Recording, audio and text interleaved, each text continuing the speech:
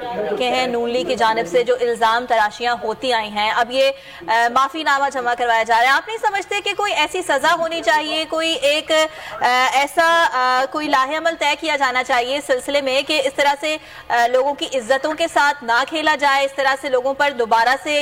बयानबाजियां, इल्ज़ाम तराशियां ना की जाएं। समीर साहब आपकी जानिब भी आएंगे, फवाद चौधरी से क्या है PTI के रहनुमा, उनसे बात करेंगे। सर बहुत शुक्रिया आपके वक्त का। फवाद चौधरी साहब, राना शमीम की जानिब से अब एक मरतबा फिर माफ़ी मांगी जा रही है बयान हल्फी पर। उनका ये कहना है कि जो लफ्ज़ मैंने अदा किए वो नहीं अदा किए जाने चाहिए थे। क्या समझते हैं आप इस तमाम तर सूरत हाल पर? मरियम नवाज का जो किरदार रहा है वो भी खुलकर सामने आ गया है। लेकिन ये मरियम नवाज का किरदार आ गया है, जंग ग्रुप का किरदार आ गया है, और जियो वगैरह ने जिस तरीके से इसको एक्सप्लॉइट किया और चीफ जस्टिस साकिब निसार के खिलाफ जिस तरह से मुहिम चलाई गई, सबसे पहले तो मेरे ख्याल में ये जो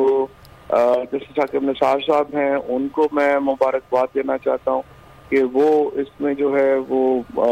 इस मुश्किलात से निकले हैं, और जो उन पर इल्ज़ाम लगाया गया वो झूठा साबित हुआ। और ये जो वीडियो थी जिस तरीके से, ये एक्चुअली होता क्या है कि वीडियोस मुख्तलिफ जगहों पर रिकॉर्ड की जाती हैं और फिर उनको आपस में जोड़ दिया जाता है ताकि आवाज़ जो है वो बेशक उसी बंदे की हो लेकिन सीक्वेंस बदल जाए। आप देखें ना, आप एक मौके पे एक बात कर रहे हैं, दूसरे पे दूसरी कर रहे हैं, तीसरे पे तीसरी कर रहे हैं, उसका कॉन्टेक्स्ट बिल्कुल और होगा। लेकिन अगर आपकी तीनों बातों को जोड़ दिया जाए तो उसका बिल्कुल सीक्वेंस और बन जाता है। तो ये यहाँ पे किया गया, और इसके साथ फिर ये जो जंग जियो ग्रुप ने इसको साकिब निसार साहब को मलाइन करने के लिए जिस तरीके से ये सारा मामला उठाया, मैं ये समझता हूँ कि अदालत को ये मामले को सिर्फ माफी के ऊपर इस तरह से नहीं रोकना चाहिए, बल्कि जो किरदार है जिसमें मरियम नवाज हैं, जिसमें इनके लोग शामिल हैं, इनको ला के कंटेम्प्ट में प्रोसीड करें और फिर इसका एक जो है वो अल्टीमेट जो है वो हल निकलना चाहिए। ये तो कोई तरीका नहीं कि आप इस तरह से टोटे जोड़े लोगों को जो है वो बदनाम करें, उनके खिलाफ कैंपेन चलाएं, बाद में माफी मांगने और अल्लाह खैर सल्ला, ये तो नहीं होना चाहिए। ठीक है फवाद चौधरी साहब, आप क्या समझते हैं कि क्या ये इतना ही आसान है जिस तरह से हम देख रहे हैं कि नून लीग का एक वतीरा बन गया है कि किसी भी ऑडियो को इस तरह से मंजर आम पर लाया जाता है, वीडियो को मंजर आम पर लाया जाता है, लोगों की किरदार कशी की जाती है, उसके बाद माफ़ी मांग लेनी चाहिए। क्या होना चाहिए सब पर, क्या समझते हैं आप?